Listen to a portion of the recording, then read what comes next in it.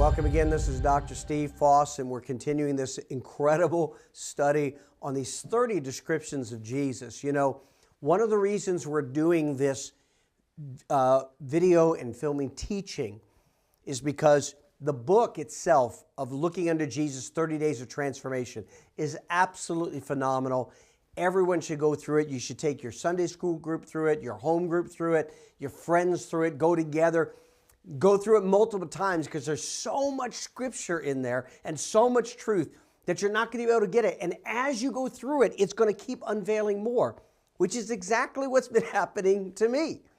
As I continue to go through it, even as I was editing, and then after we got it written, we were going through rewrites, the revelation kept exploding and exploding and exploding. And even the areas where I felt like I had some grasp, but I felt in my spirit there was something so much more, which is what we're going to begin to get into today. All of a sudden, the Lord just sets things up, opens my spiritual eyes, pours out incredible revelation. And so that's why we're in no rush. We're taking as many lessons as it takes to go through this as God continues to unveil this amazing truth. So let's go back to Revelation chapter 1, verse 11, and we're going to pick up where we left off the last session. He said, this is when the first words Jesus actually spoke in the book of Revelation. John heard this voice behind him, and he was about to turn around.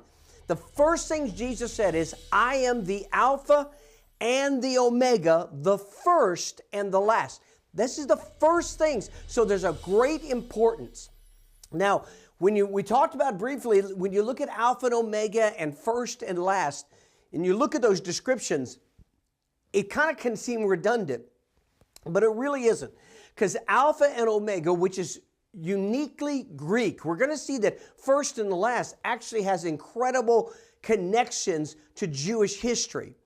But Alpha and Omega was uniquely Greek, and it really spoke more, not just that God is the capstones of all of time and eternity, but that He is the supreme. He has utter supremacy. So Alpha and Omega more speaks to His authority and His supremacy, where first and last kind of addresses to another aspect. So let's pick back up with Alpha and Omega, because remember, the context of everything about this is preparing a people for the most intense season that the world would ever experience. Preparing a people for the end times. And so everything must be read through that filter. In fact, when you look at scriptures, when you look at Old Testament prophecies in particular, but throughout the New Testament, you must understand that everything God does, He does through an eternal perspective. I want to say that again, because it's very important. Everything God does, He does through an eternal perspective. And every prophecy must be read through the eyes and the lens of an eternal perspective. You see, there's a thing called the worldview. A worldview is kind of how people perceive the world around them and how it interacts and affects their lives. And depending upon your worldview will greatly change how you perceive the events that are happening around you. For example, one of the things that's been happening in society over the last few years and is only going to increase is what we call this woke revolution, and this whole focus on separating the world into two classes of people, oppressors and the oppressed. One of the great dangers of that is once you view yourself as the oppressed, you are always going to filter everything that happens around you through that lens, the lens of there's oppressors and the oppressed. You become a victim. And once you take on that mindset, which by the way is not a biblical mindset, once you take on that mindset, it will pervert the way you see everything. The same is true in scriptures, because many Christians have a Christian, what we call a Christian worldview, but it's a distorted Christian worldview. They view everything through the focus and the lens that Jesus came predominantly not just to save me and forgive me of my sins, but to give me a happy life here on the earth. That God's main purpose for making covenant with us was that we would have the blessings of God and the promises of God and the love and the blessings of God and the abundance of God here in this life. That is a limited Christian worldview. That's a worldview that is not a biblical worldview. It's a modern Christian worldview, but it's not a biblical worldview. The biblical worldview, and I want you to put this in your spirit, is that everything must be read through the lens of God's master plan for the ages. God's master eternal plan that He is working. He is working an eternal plan, and He's looking at everything through an eternal lens, not just through a temporary or momentary lens, as most of us live our Christian lives, in that temporary and that moment. That's why we react. That's why we get fearful so easily. And we're going to see this coming up. That's why we get distracted so easily. That's why we get discouraged so easily, because we're looking at everything through such a short lens of how this thing affects me right at this moment, how I feel at this moment, how I perceive God's love at this moment. And then we don't understand all the master things that are going on. Alpha and Omega and first and last draw us a stark attention onto the eternal. Alpha, I'm before the beginning. I am supreme above all. The Omega, I am the extreme utter end. He's trying, the first words of Jesus, He's trying to draw our attention to the eternal, to that He has always been and always will be, that He lives outside of time. He lives outside of space. He lives in the eternal realm, and He's trying to draw us up into that through these words. So as we go through the battles and the challenges that are coming, and things are only going to get more intense, certain parts of the world will be a little calmer. Other parts of the world are going to be extreme persecution and suffering and challenges going on. And as we face this, we need to focus on these first words of Jesus about Himself, that He is the Alpha, the utterly supreme, and He is the Omega. Let's pick up on a scripture we briefly hit on at the end of last session, Isaiah chapter 40, verse 28 through 31. Have you not known, and have you not heard? The everlasting God, the Lord, the creator of the ends of the earth, neither faints nor is weary. His understanding is unsearchable. Again, draw your attention to verse 28. He's saying, hey, this is chapter 40 of Isaiah.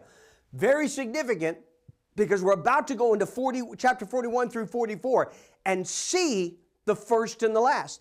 But here He's saying, I'm the creator of the ends of the earth. I am the everlasting God. I am the Lord, Yahweh, the God of intimate, personal covenant relationship. I never faint. I never grow weary. I never tire out. I am not quitting on you, and I'm not quitting on my eternal plan. And His understanding is unsearchable. You know, He says, my ways are not your ways. My thoughts are not your thoughts. As the heavens are higher than the earth, so are my ways higher than your ways, and my thoughts higher than your thoughts. We see that in a few chapters later in Isaiah. He's talking about His understanding, and we've got to rest in this. We've got to rest that He is the eternal God, the everlasting God, the creator of heaven and earth. He does not grow weary and faint. He's working His master plan, and He understands more than we will ever understand everything that is going on. Verse 29, He gives power to the weak. Whew. And to those who have no might, He increases strength. You know, in a day when we put so much emphasis on our being strong, and so much emphasis on our own might and doing all these things to shore up our finances and our reputations and our physical strength, and we glorify that in our society. God is saying, listen, the events that are about to come on the earth, are going to be so extreme that even the strongest people in their natural selves will fail. Their hearts will literally fail them. They'll literally drop dead of fear, the Bible actually teaches us. That there's nothing they're going to be able to stand that's going to give them the strength to stand up. But God, in the midst of that weakness, God is going to give power to the weak. And in the midst of those times where you feel like you have absolutely nothing, God is going to increase His strength in you so that it may not be of men, but it may be of God. That all the glory will be of God. That's why Paul said, he said, I glory in my weaknesses. For when I'm weak, His strength is made perfect. Whew.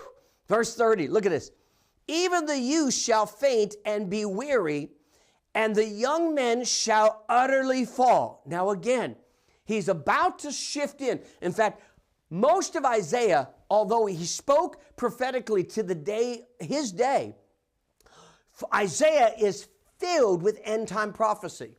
In fact, if you're going to, again, I said you have to see everything through an eternal perspective. So much of the prophecies that are throughout Old Testament are actually dual fulfillment. They spoke to issues of their present day or soon to come events, but also spoke to the end times and the second coming of Christ and the final events that are going to take place. And he's saying about there's this day coming that even the youth will faint and be weary. The young men shall utterly fall. But look at verse 31, what he says. But those who wait on the Lord shall renew their strength. They shall mount up with wings like eagles. They shall run and not grow weary. They shall walk and not faint. When everyone else, when all the strength, when you see youth, when he speaks of the youth, it's talking about, that's the example and the reference of strength and vigor and that kind of fearlessness when young people just drive out there. They're saying in this season that's coming, they're going to faint. They're going to go weary. They're going to drop down. But those who learn to wait on me, they are going to renew their strength, and they're not going to grow weary, and they're not going to grow faint. We said already last session, but I want to hit it again. It's so important. That word wait here means to hope for. It actually speaks of to look forward with confidence to that which is good and beneficial.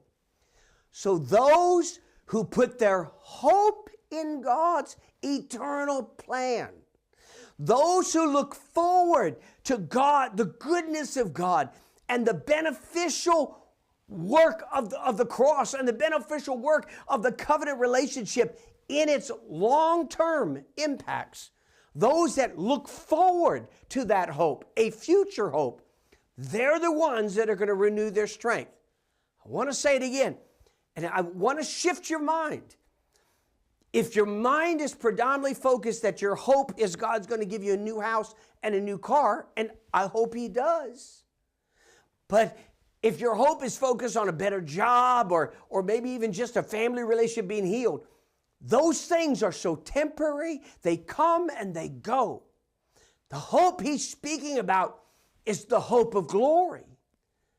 The mystery of the gospel is Christ in you, the hope of glory. It's the hope of being changed and transformed in His image. It's the hope of Jesus coming back in His resurrected body and returning to rule and reign here. And we will rule and reign with Him, and we will have we will be a new creation. We're going to shed this immortal body, and we're going to take on, or a mortal body, we're going to take on immortality.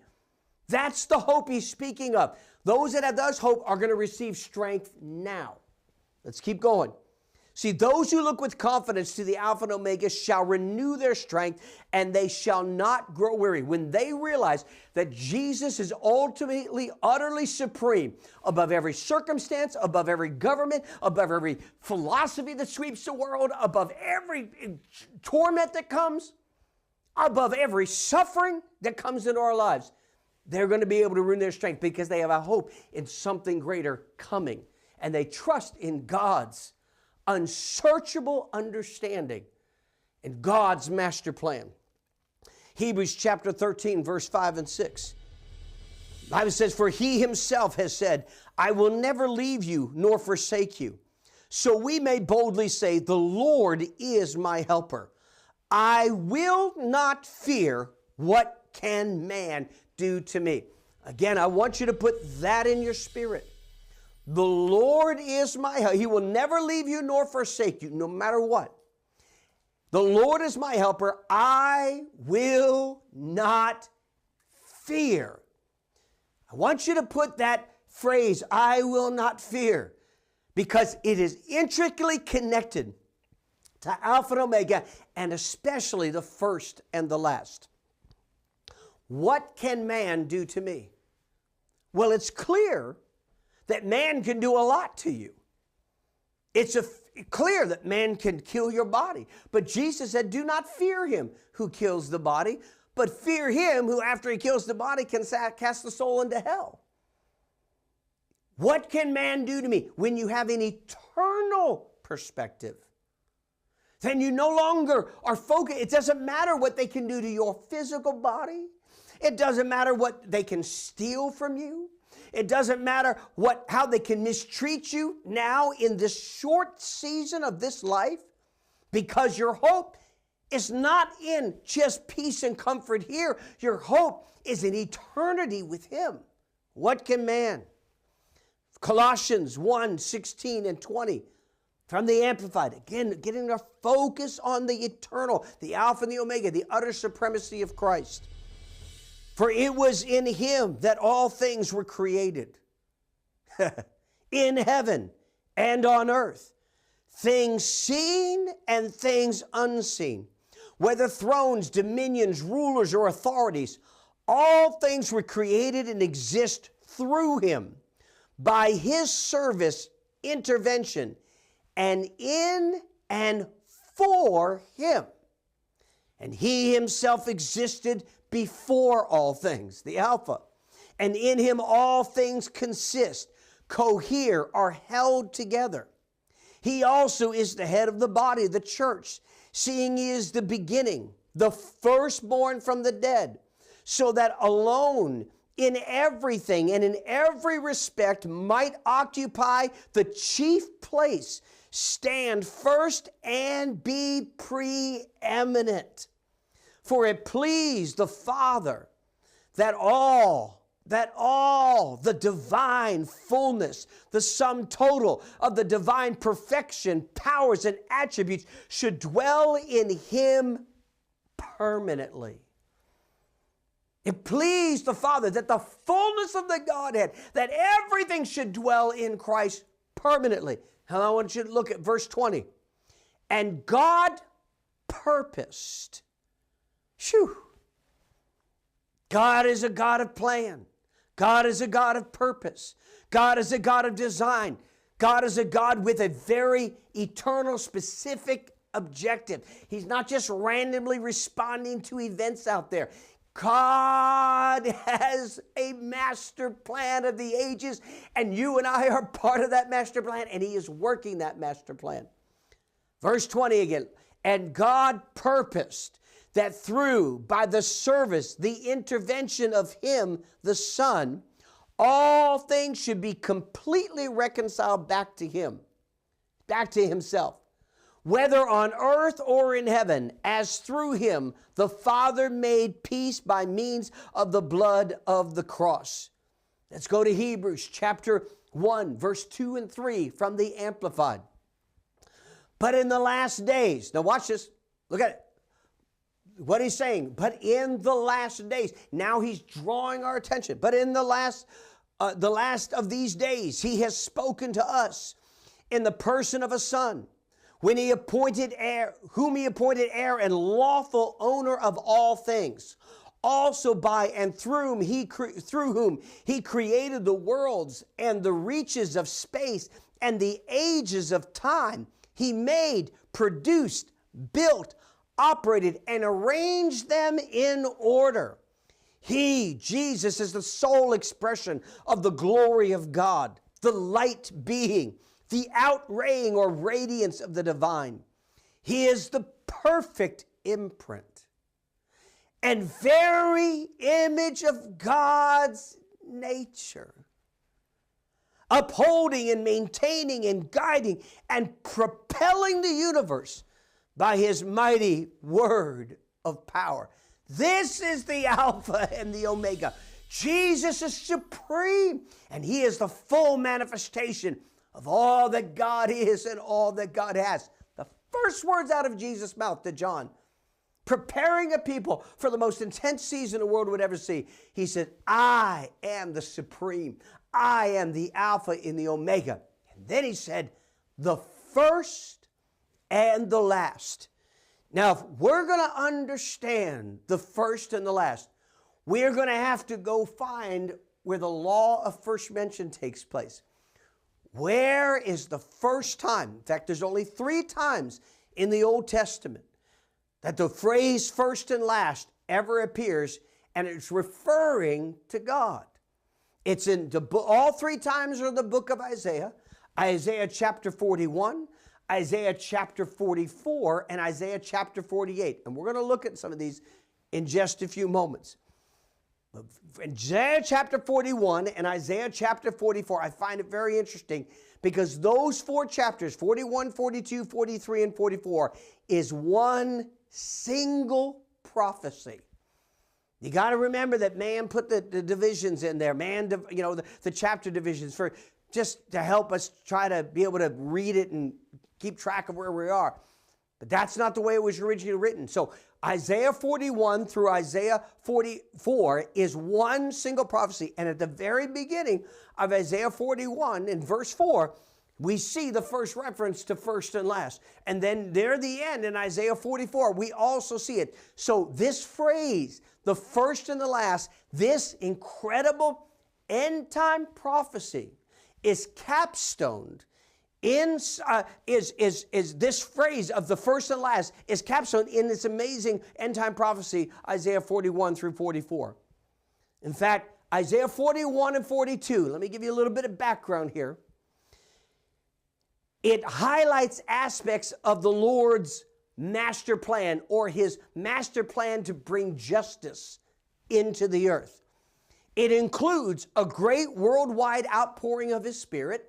It's in those first 2 chapters.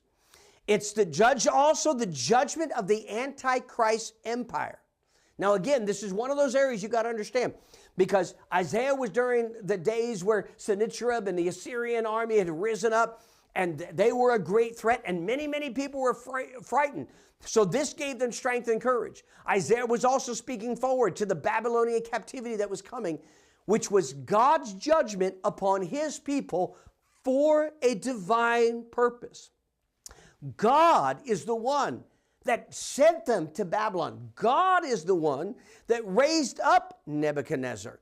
God is the one that used that horrible circumstance to purge idolatry out of the children of Israel once and for all. Let's keep going. So these chapters speak about the judgment of the Antichrist empire and both God's discipline and the demonic persecution of both the church and Israel. So these chapters begin to reveal God's discipline as well as the Antichrist persecution. Now I want to put this in your spirit. In the end times, in the days that we're in, both are going to be happening. There's going to be end time persecution of the saints as we see happening around the world. It is rising rapidly. But there is also going to be God disciplining his disobedient, backslidden church. Not because he's mad at them, but to awaken them out of their slumber, to awaken them and to bring them back into the deepest and most intimate levels of relationship with himself. And both of these things are going to be happening simultaneously. And one of the things I just want to pause here for a second and say is there's a lot of people out there that are trying to bind the devil when it wasn't the devil that did it. There are things that God will bring into your life to discipline you individually and as the church, to bring us To discipline us to bring us into correction. Now, some people say, well, Brother Steve, well, that's judgment. We're under grace. God doesn't do that anymore. Then you haven't read the New Testament. You haven't read where the writer of Hebrews clearly says God disciplines those he loves. And he chastens, and that word chastens literally means to whip with a whip or scourge. He chastens those he receives as sons. So if you're not being disciplined by God, and you're never chastened by the Lord, the inference is then you're not really a son of God. You're not really one of his, because those whom he loves and those who he receives as sons, God will discipline for our own good. Just like a loving parent would discipline their child to keep them from going down a wayward path or doing things that can bring destruction and harm to them or others. So too our lovingly Heavenly Father will bring things into our lives. You've got to get a hold of this, church. You've got to understand it is God's love for you that causes him to discipline you so that he can keep you from an eternal destruction. It is the mercy of God to stop you. It's the mercy of God to sometimes strongly cause things to go wrong in your life and strongly discipline you to rescue you from a wrong path and to awaken you to the depth of the relationship that he really has for you. God is a merciful God, but he's also a God that's working a master plan. Now listen, in all of these events that are going to take place with the church and with Israel, which will include some are going to be imprisoned, some are going to be martyred, God is working a master plan to bring justice to the earth. He is working a master plan. There's going to be the greatest harvest of souls the world has ever seen in this same season. Israel as a nation is going to turn to God. Oh, glory be to God. And every sphere of society is ultimately going to be filled with justice, love, and God's humility. Let me just give you this one verse, and then we got to pause, and I'll pick it up next session. Isaiah 41, verse 4, at the very beginning. God calls the people to come together. He calls all the nations to come together to kind of rationalize with them. And then he says, he talks about, where did all these powers rise up? He said, verse 4, who has performed and done it? Calling the generations from the beginning. Who's the one that calls all this together? Who's the one that's controlling everything? And then he says this, I, the Lord, am the first, and with the last I am he. The law of first mention applies. Isaiah 41, 42, 43, and 44 is where our attention, and Jesus would have known this. Of course he knew it, but John would have understood this, I should have said. John would have known that Jesus was pointing him back to Isaiah 41, 42, 43, and 44 when he used the phrase first and last. And we're going to begin to get into this in the next session. We'll pick it up then. Bye-bye.